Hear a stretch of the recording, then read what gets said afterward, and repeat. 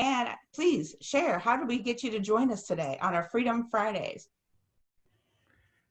Well, I mean, thanks for having me on. It's been a pleasure. As you and I have been associated and known each other for a little while, and actually every day it seems like we get to know a little bit else about each other.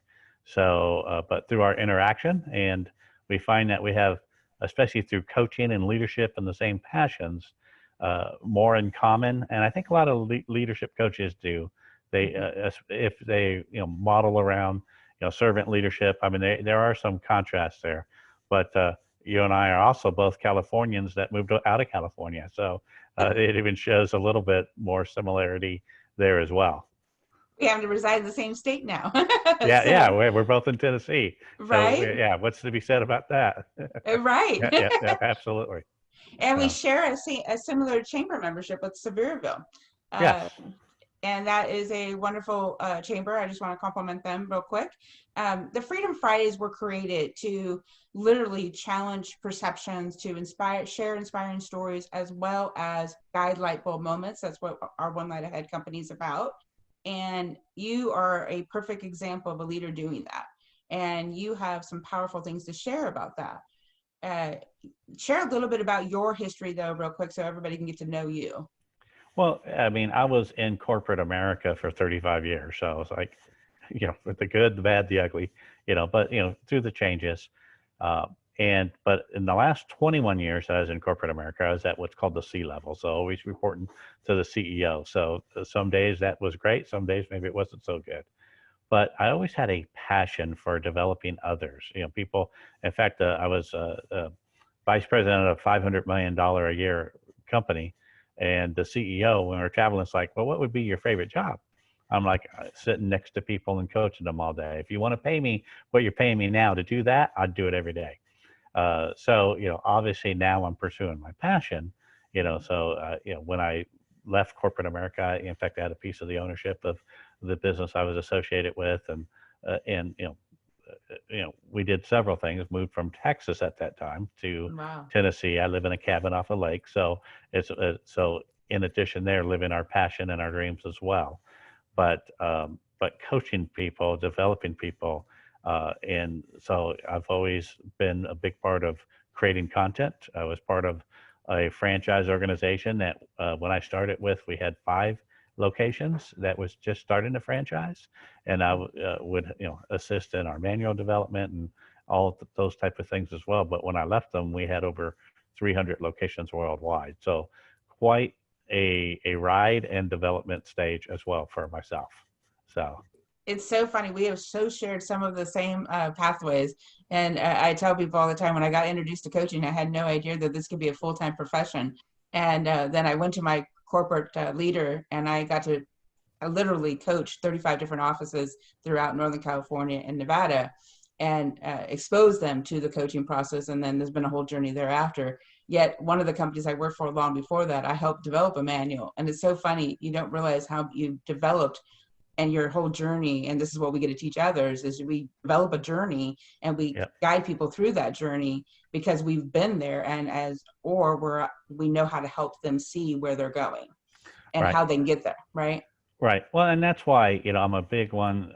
In fact, I'm an author. I'm on my 8th book writing right now, 7 Mhm. books on Amazon. And the book I'm writing right now deals with aspiring women in leadership because through the years, and especially the 21 years, I had a knack for mentoring women who were aspiring to leadership to help take them to the next levels. I felt that they have great balanced traits that make for good leadership and balanced decision making when added to the leadership team.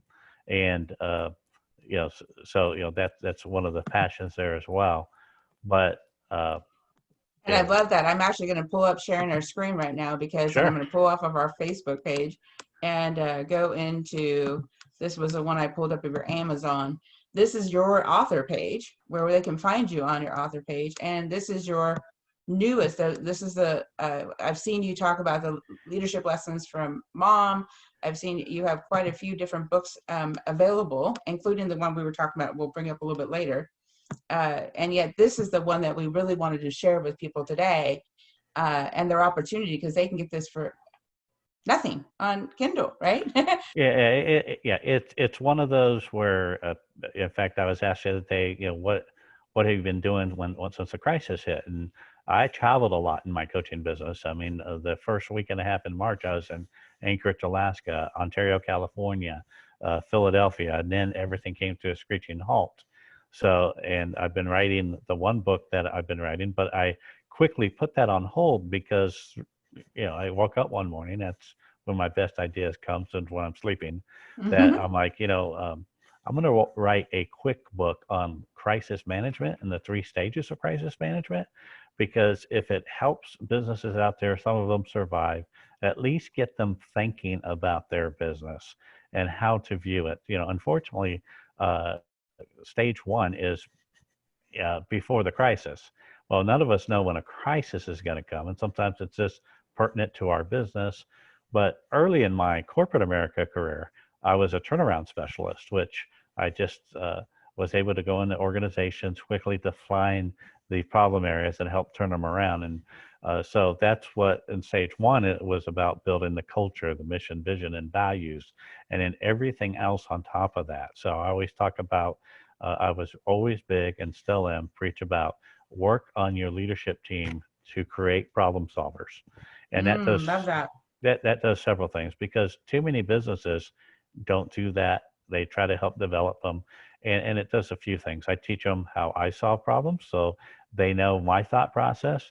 Sometimes they might find other great avenues. There's a lot of great material out there.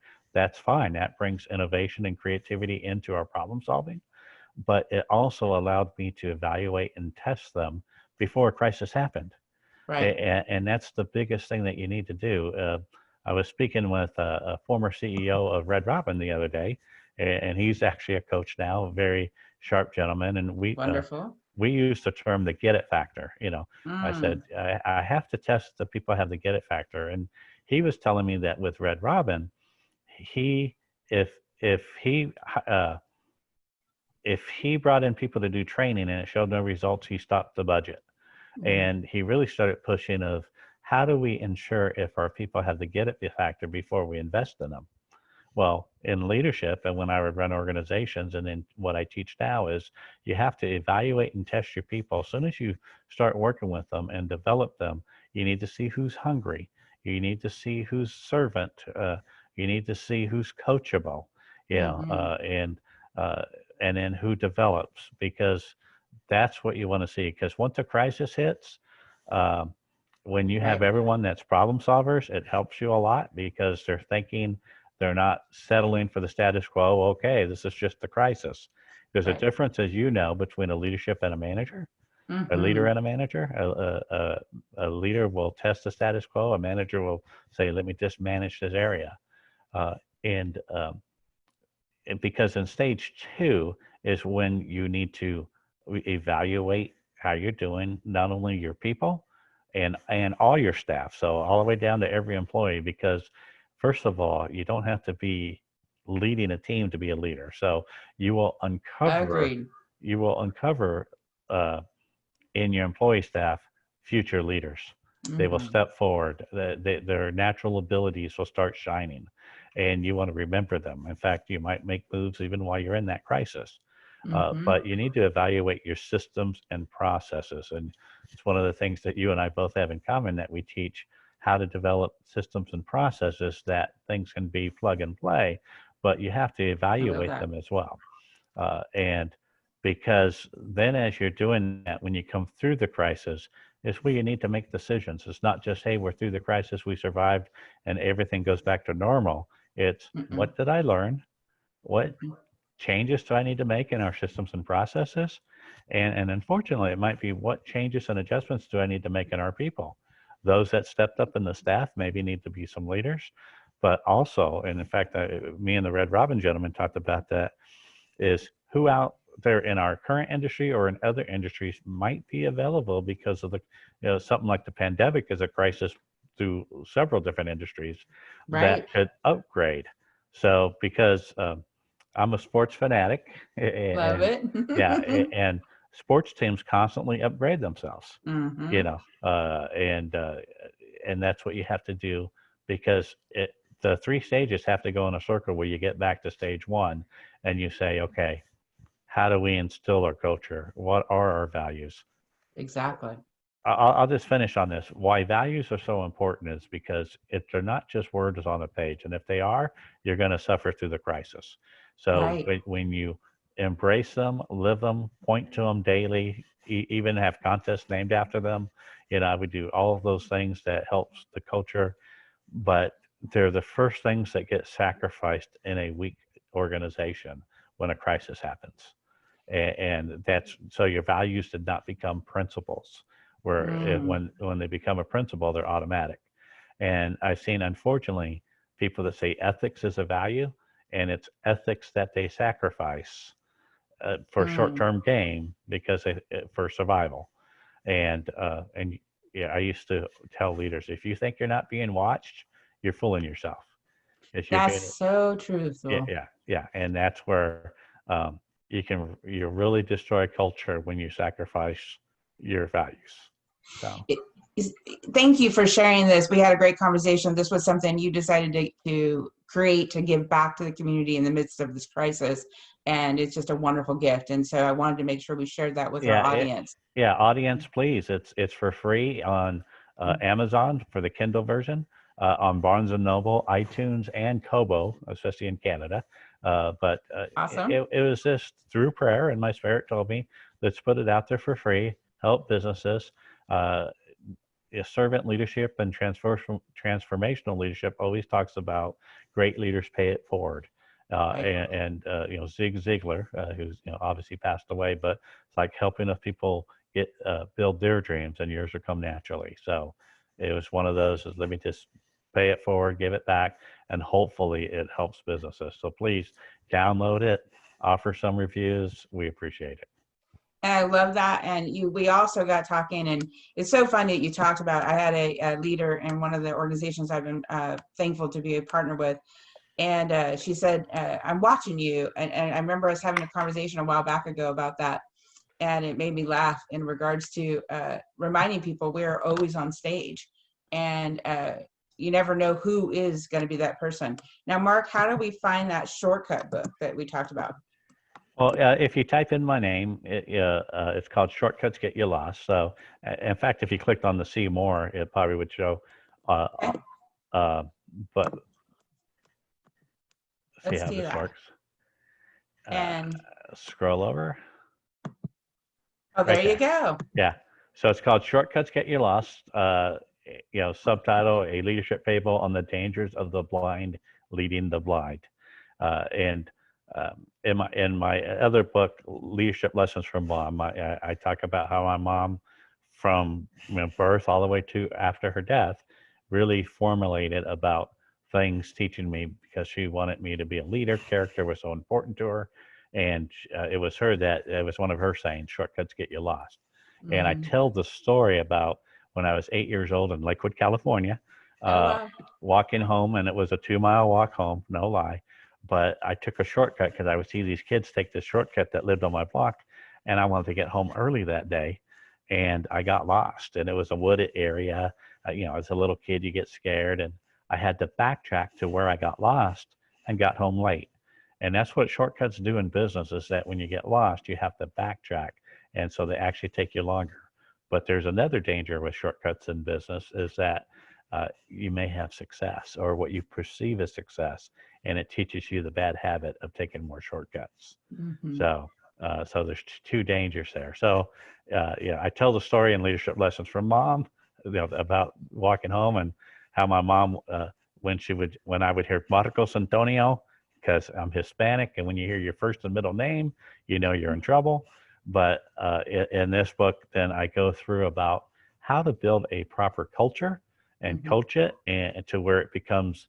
The great thing about culture and leadership is it's infectious, Right. and that people start protecting it all the way down Mm-hmm. to your final employee. And I always say it's driven from the top down, but then from the bottom up. Mm-hmm. And one thing we have in common is it's in this book that I teach about problem solving, because once again, I always say when you can teach your people how to be problem solvers, your job becomes much easier. Mm-hmm. And I built that around a baseball diamond. And you have a program where I do. you take people through a baseball diamond. So it's like, how I It's say how our minds think very similar, and for right. and for the right reasons, uh, but and I think because too, in This is some ways, the yeah, program you were talking about yeah, that we this is start next week your or a couple weeks program. from now. Yeah, Uh, it's great because it takes them around the baseball diamond, and you know what? I mean, leadership should be fun, mhm, should be competitive, mhm. should my mom, one of her sayings is your ego is not your amigo. uh so it's Hispanic, but she did there's another lesson that in the book that says, there's no I in team, but there is an achievement. So she used to say, in other words, there's no I in team, meaning don't go dominate, but if you're on a team, there's nothing wrong with you doing well and you want to achieve, and certainly you want to be competitive against others, so there's that balance. It's so powerful. I want to comment on a couple last things before I promised you I would attempt to stay within our 20-minute timeline, and yet I had learned about your baseball concept when I was listening to your Everyday Leaders interview, and that was a great podcast, I believe, a radio interview you did. And the gift of leaders influencing others is, and I loved what you had said about concept that you can be a 360-degree leader, which Don Maxwell speaks about regularly, Right. is the awareness that just because you're maybe missing leadership in your organization doesn't mean you don't have the opportunity to step up and be a leader, and especially in a crisis. And there's a lot going on in our media about that. And so one of the things I realized is we're moving into the other side of this crisis as we're starting to build on. What perceptions have you had to challenge in your journey? If you were to think of one major one simple one, whatever comes up for you. Well, sometimes I think the perception is that things will come back to normal always, Mm-hmm. and uh, and I was in technology, so I did the Y2K, and I remember 9/11, and so it actually was more of a reminder because even 9/11 changed our business so much that I was the first one that wanted things just to go back, Mm. and until I had to learn, well, how do I make our us better? And in fact, I eventually wrote a newsletter. I should find it somewhere because it would be pretty pertinent, where I said the 10 good things that came out of 9/11 that changed our business. So in Mm-hmm. other words, the dynamic of how do you make yourself better through it? Because I always talk about great companies, great organizations have to reinvent themselves. Right. And I do that exercise all the time. I'll name, companies like Netscape. Some people remember them.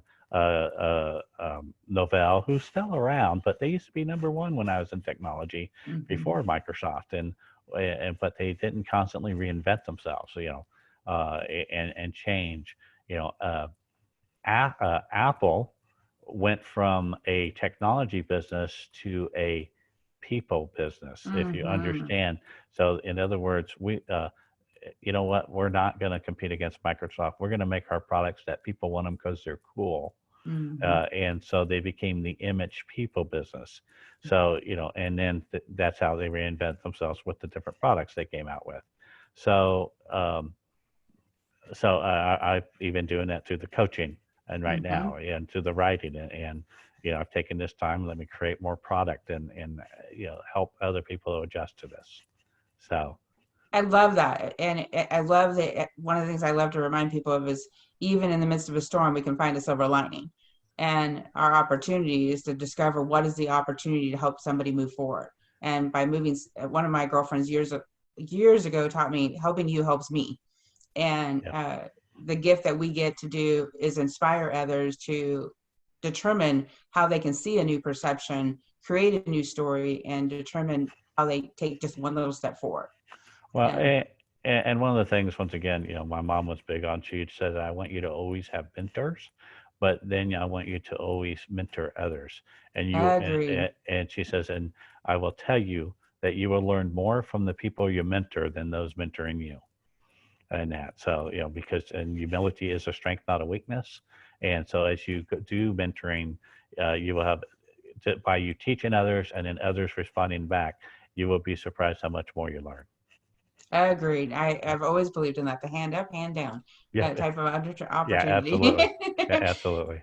Educate Uh, me. One last thought. Anything that you wanted to make sure we covered? Anything you wanted to share? Anything that is important for you to share? well, I have that pay it forward attitude, and how can I assist? If you read my bio on LinkedIn, it says my career blossomed when it says when I started focusing on other people's success, mine came naturally. So I'm there. My email is contact@markvillareal.com. My website is www.markvillareal.com. Questions, people that need 30 minutes just to talk or whatever. Um, yeah, I welcome them. Send me an email. Let's decipher. Let's schedule a time. But to help and assist, and because then if there's a need, and we can talk about that. But even in you and I, working with each other in that, it's how can I pay it forward, Mhm. and and not worry about you know uh, everything else, and really help others just uh, work through a thought process on how they decide it. You know, Systems and processes, and what does that mean to them? One of my, a dear young lady just passed not too long ago in a group coaching years ago. She said, I want to have a relationship with my systems. And I never forgot that statement. It was just such a powerful statement. And the gift that we get to remind others is that partnerships are valuable, and in many senses of the phrase. So Right. we are looking forward to continuing to cross paths with you, Mark, and determine all the next steps. And we want to just compliment the gift that you are willing to share with all those that are listening and on Amazon. And we look forward to getting to see you again. So thank you for the time today. Well, thank you, and take care. You too. Bye, Bye everyone. bye. Have a wonderful weekend.